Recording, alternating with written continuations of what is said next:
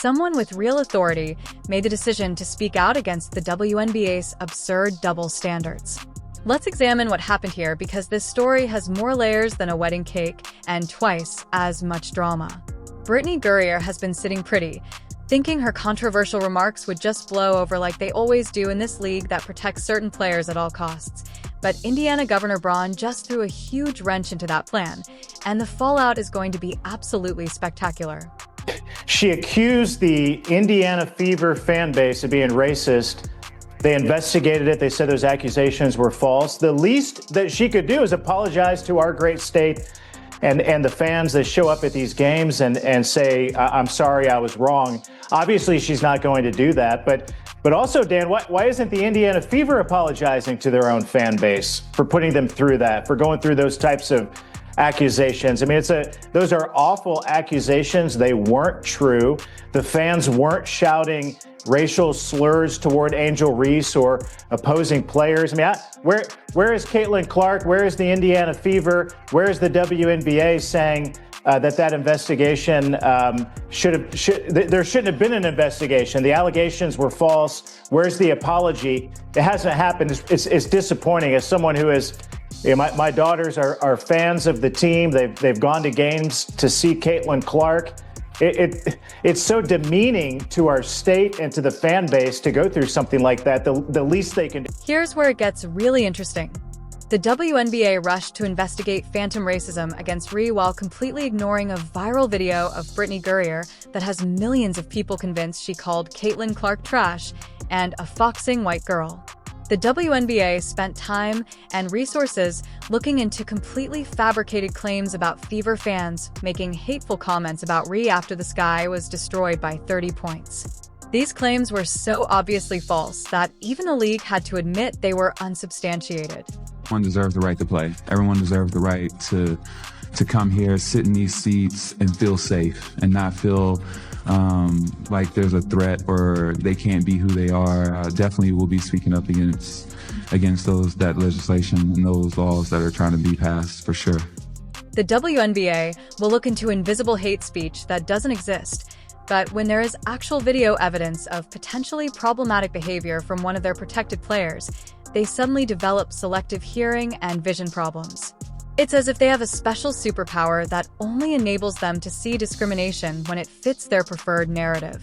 The hypocrisy is so obvious that it is truly painful to watch.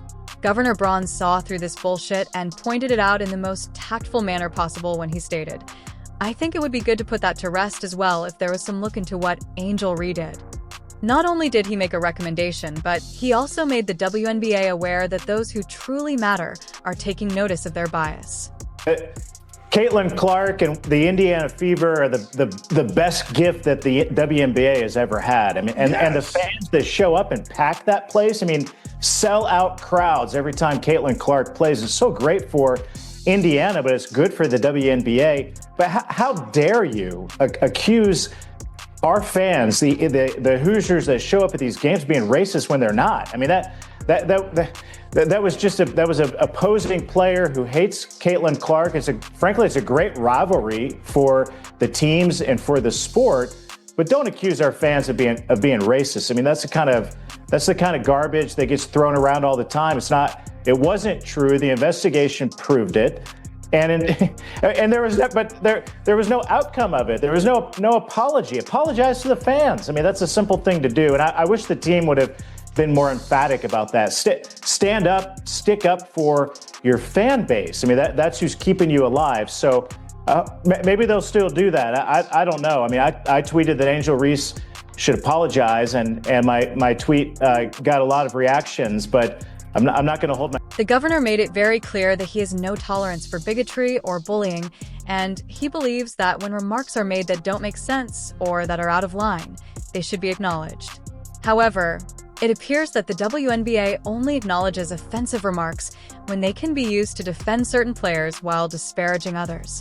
Now, let's talk about the now famous Brittney Griner video, which has everyone talking. The video shows Griner appearing to make remarks that millions of viewers took as trash and used a racial slur. Griner's defenders assert that she was actually calling the referee's decision trash and calling it a thing-whack call, But the question is, if the remarks were so obviously about the referee, why hasn't Griner herself come forward to clarify? When there is phony outrage over fictitious remarks made about Angel Reed, the league launches a thorough investigation more quickly than you can say victim complex. But when there is legitimate concern about actual comments captured on camera, they abruptly become too busy to address it. The silence is deafening and speaks volumes about how this league functions. This entire scenario exemplifies the WNBA's protected class system, where some players are exempt from criticism but others are examined for breathing incorrectly. Every facial expression, every mistake, and every perceived disrespect directed at her opponents are all reasons why Caitlin Clark receives criticism. Meanwhile, Brittney Griner can allegedly make inflammatory comments on camera, and the league pretends it never happened. The timing of this controversy couldn't be more perfect either. This happened right after the Fever absolutely destroyed the Sky in a game where Caitlin Clark wasn't even playing. The Sky got so thoroughly embarrassed that they needed something to distract from their complete organizational failure, so suddenly mysterious. Hateful comments from Fever fans appeared out of nowhere, conveniently giving the league something to investigate that would make Reese look like a victim instead of a player who got outplayed by a team missing their superstar. But Governor Braun isn't playing these games. He understands what Caitlin Clark means to Indiana and what she's done for basketball in his state. He knows that Clark sells out the Gainbridge Arena just like the Pacers do, and has rekindled a lot of that spirit at both the college and high school levels. This isn't just about basketball. This is about protecting an athlete who has brought unprecedented attention and economic impact to Indiana. The governor's remarks expressing hope that the animosity toward Clark will stop while advocating for equal treatment highlight the true nature of the situation. The WNBA has permitted a toxic culture to emerge in which criticizing Caitlin Clark is not only acceptable but encouraged, while standing up for her or her supporters earns you the reputation of a problematic senator. Governor Braun is essentially endorsing Jim Banks' demand that the WNBA provide an apology to Fever supporters for their phony inquiry, while expecting equal treatment for valid issues. The involvement of government officials should serve as a stark reminder to the WNBA that when your bias becomes so blatant that politicians feel compelled to intervene, you've crossed a line that cannot be uncrossed. This isn't about politics. It's about basic fairness and equal treatment under the league's own policies. These aren't just any politicians seeking attention. These are elected officials from Indiana who understand the economic and cultural impact of what's happening. Brittney Griner's response to all of this must be extremely valuable. She is accustomed to the WNBA shielding her from any real repercussions for her behavior and to being regarded as untouchable due to her background and position in the league's social hierarchy. But now she may be subject to real scrutiny from those who are indifferent to the WNBA's internal politics and power dynamics. The media questions whether Clark deserved to be fouled hard. The league ignores any potentially derogatory remarks made about her, but when false allegations are made about her fans, the WNBA abruptly changes into CSI basketball. The difference between how this situation is being handled and how any controversy involving Clark is handled is so glaring that it's almost comical. Governor Braun's requested probe might lead to a lot of problems for the WNBA since many unpleasant facts will surface if you begin looking at the material and applying equal standards. The league has been functioning under a system that protects some players while persecuting others, and that system is set to come under significant external pressure.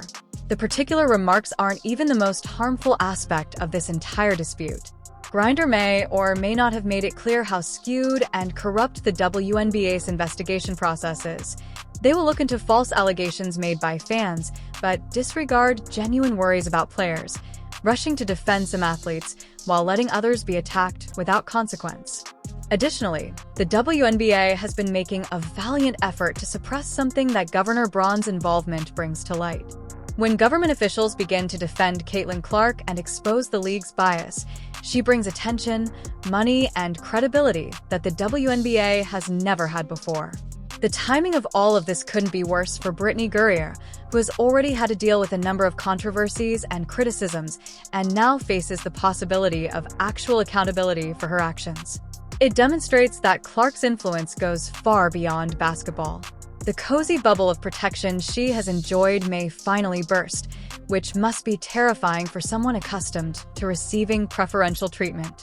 Even more intriguing is the fact that Griner is unable to play the victim card as she typically does in this situation because it concerns potentially offensive remarks she made about another player rather than her personal issues or background.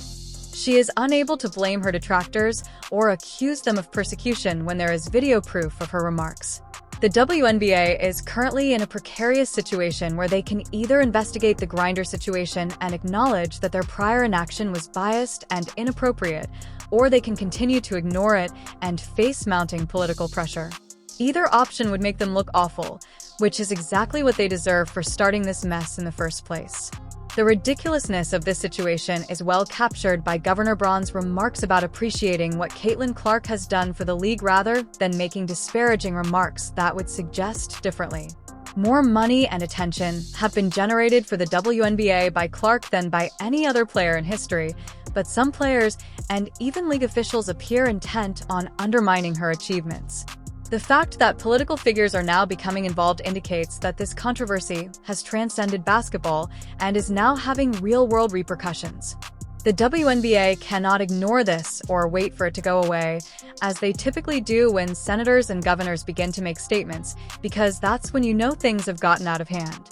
The WNBA's social justice posture is completely hypocritical, as evidenced by this entire issue. They love to preach about equality and fairness, but their actions demonstrate that they only care about such ideals when they can be exploited to the advantage of specific players. The investigation that Governor Braun is requesting could reveal years of biased decision-making and preferential treatment within the WNBA. Once you start reading this thread, you never know how much corruption and favoritism might come to light. True equality would entail looking into all claims with the same urgency and holding everyone to the same standards. The league may not even be aware of how blatantly biased they have become because they have been playing favorites for so long. Brittney Griner's shock at facing potential consequences is probably genuine because she's never had to deal with real accountability before the WNBA has protected her through every controversy and criticism, so the idea of actually being investigated for her actions must be completely foreign to her. The governor's engagement also sends a clear message to other politicians and authorities that this issue matters to their constituents. Caitlin Clark has fans around the country, and those fans vote when elected officials start protecting her, and calling out league bias. Other politicians are going to take attention. When your investigation process is so blatantly biased that government officials feel compelled to call you out, you've lost any pretense of fairness or legitimacy. The WNBA has sacrificed its integrity on the altar of protecting certain players, and now they're paying the price. This controversy exemplifies why the league struggles with credibility and respect. Watching the WNBA's meticulously crafted narrative unravel in real time is the most satisfying aspect of this entire situation. They have invested so much effort in minimizing Caitlin Clark's impact while supporting other players that they have built an obviously unsustainable system, which is now being revealed for what it is: a bias protection racket for favored players. The WNBA's house of cards is finally falling apart, and Brittney Griner is going to discover what true accountability looks like. Governor Braun's remarks regarding Indiana being the basketball state and Clark being in the right state demonstrate that this controversy has regional and economic ramifications that go well beyond the WNBA. When you attack the player who is bringing an entire state unprecedented attention and revenue, don't be surprised when that state's leadership fights back. Governor Braun's desire for equal treatment for all players has completely altered the game. Please share your predictions below, hit the like button, and subscribe for more breaking WNBA drama. What do you think will happen when this inquiry begins?